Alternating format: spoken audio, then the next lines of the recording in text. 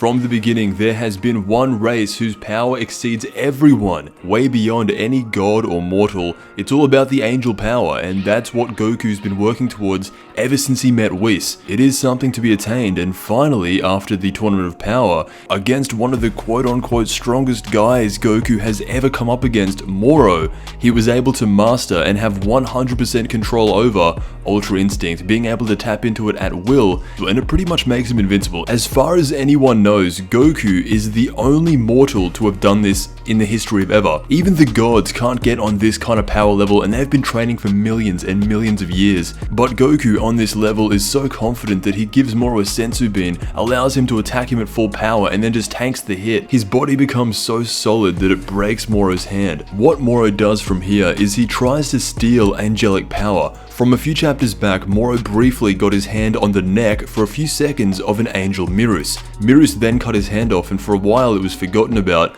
until now. Moro sees it lying around and he reattaches that hand and gains the power of an angel by stealing it off of Mirus. Naturally, you would think this would make Moro stronger than everybody, stronger than Goku, stronger than even Beerus. This would potentially put him on the level of Whis. And when you see him first go into this form, it really looks like, yeah, he looks different again. This truly is his final form. But in a very Dragon Ball turn of events, that's not what happens. Moro is a complete product of everyone that he absorbs. He says himself that he's never gone on to train a day in his life, and that really catches up with him here. A few minutes after he absorbs Mirus, after stealing angel power, his body that is not adapted to any kind of Ultra Instinct completely rejects this power. This power only lasts a few seconds. He flies around the world a few times, but Moro does notice that his body is actually moving without him thinking. As he continues to fight Goku, his body becomes more and more weak.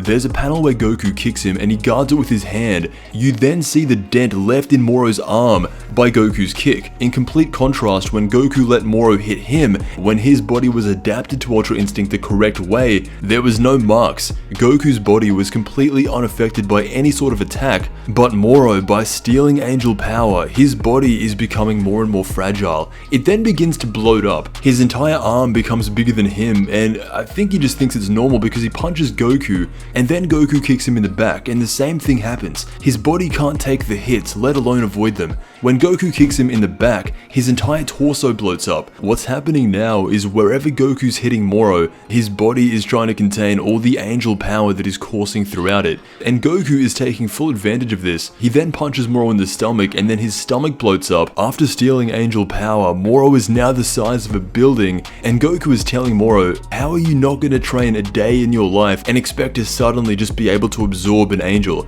Angel power is on a different level, you can't just absorb it. Goku says abandon Mirus' abilities or be destroyed by them. Moro doesn't take any notice to this. His body clearly has a limit, but he doesn't want to hear it. He begins lunging after Goku, but at this level and at this size, there's no way. Goku kicks him in the face, and that seems to be the end of Moro. He then decides to fuse with the planet to try and give his body a bigger exterior to move around in, and that's what the cliffhanger is for the final part of the story coming out next month. Very good concepting by Toyotaro. He actually had me thinking that if Moro absorbed an angel, he would actually be on Whis' level, but it turns out, because he has never trained before, honed his body in the ways of Ultra Instinct, he just couldn't do it, and it makes sense. Just one day though, I would love to see a DBZ villain that actually trains. Anyway, that's what happens when you try to steal angelic power. Entering in cheat codes does not work in this franchise.